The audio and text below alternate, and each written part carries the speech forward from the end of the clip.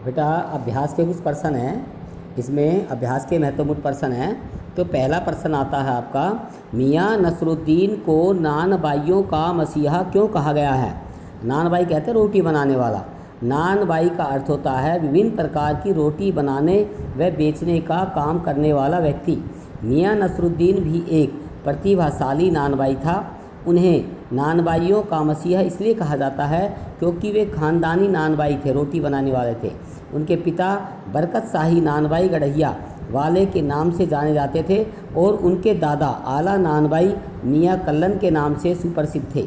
वे जामा मस्जिद के मटिया महल के गढ़िया मोहल्ले के अकेले ही खानदानी नानबाई थे।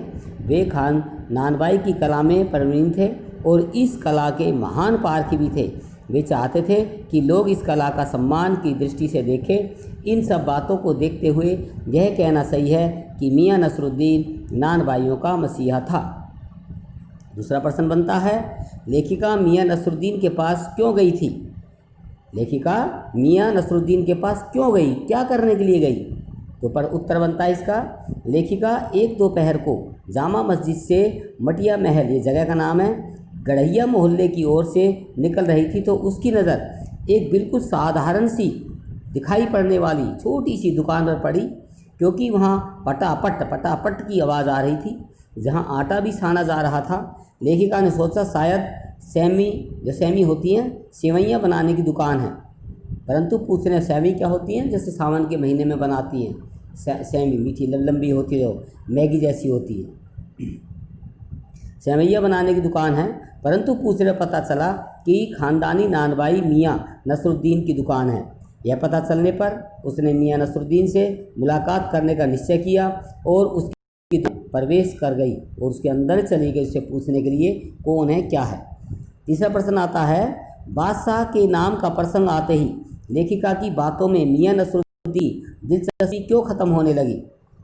तो बादशाह के नाम का प्रसंग आते ही लेखिका की बातों में मियाँ नसरुद्दीन की दिलचस्पी क्यों खत्म होने लगी।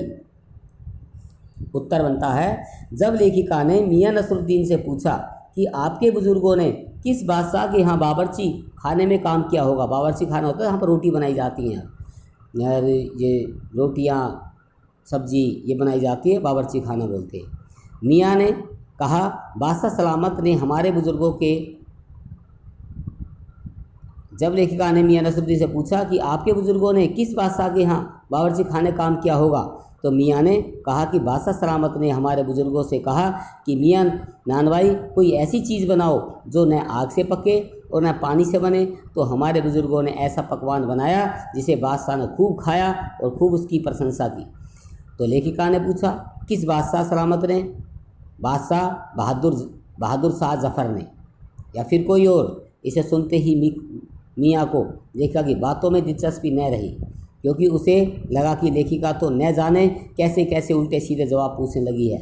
उसके मन में संदेह उत्पन्न हो गया।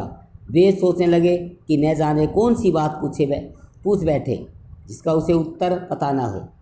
इसलिए मियाँ नसरुद्दीन की दिलचस्पी लेखिका की बातों में समाप्त होने लगी। चौथा प्रश्न आता है आपका, मियाँ नसरुद्दीन के चेहरे पर किसी दबे हुए अंधड़ के आसार देखकर मजबून न छेड़ने का फैसला किया।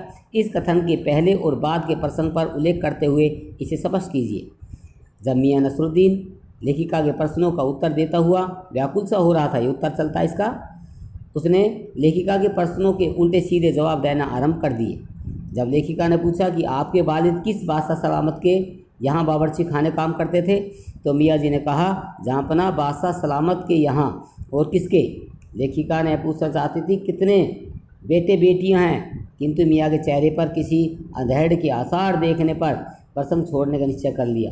लेखिका को लगा कि मियाँ बादशाह सलामत का नाम बताने में हिचक रहे हैं, उसकी सारी बातें न प्रसन्न करके व्यर्थ प्रतीत हो रहे हैं। अतः लेखिका ने शेष प्रश्न न पूछने की बुद्धिमत्ता समझी और लेखिका से पूछा कि आपकी भट्टी पर कितने प्रकार की रोटियां बनाई जाती हैं। इस पर मियाँ नसरुद्दीन ने बताया कि उसकी भट्टी पर बाकरखानी, शीरमाल, ताफ्तान, बेसनी, खमीरी, रुमाली, गाव, दिद्दा, गाजेवान, तुनकी आदि किस्म की रोटियां बनाई जाती हैं। अतः स्पष्ट है कि मियाँ मियाँ लेखिका के प्रश्नों के उकसाने पर ही मियाँ के मिजाज में अंतर आ गया था। 5वां प्रश्न बनता है आपका, पाठ में मियाँ नसरुद्दीन का सबचित्र लेखिका ने कैसे खींचा है? तो लेखिका के अनुसार मियाँ नसरुद्दीन 70 वर्ष के थे। इनकी आयु का प्रभाव उनके चेहरे पर देखा जा सकता है। लेखिका के अनुसार वे बड़े बातूनी और अपने मुँह मिट्टू वाले बुजुर्ग थे। उनका व्यक्तित्व साधारण था। वे एक हाजिर जवाब व्यक्ति के धनी थे। उनके स्वभाव में स्नेह कम और उखानी ज़्यादा थी। वे तालीम और सीख के विषय में विचार रखते थे। वे सदा काम में लगे रहते थे। दूसरों का शोषण करना उन्हें अच्छा नहीं लगता था। वे अपने आप को पंच हजारी के समान समझते थे। बादशाह सलामत के विषय में अत्यंत शालीनता की बातें बताकर अपने बुजुर्गों की महान सिद्ध करने में उन्हें विशेष आनंद आता था। वे खाना पकाने की कला में निपुण थे। धन्यवाद।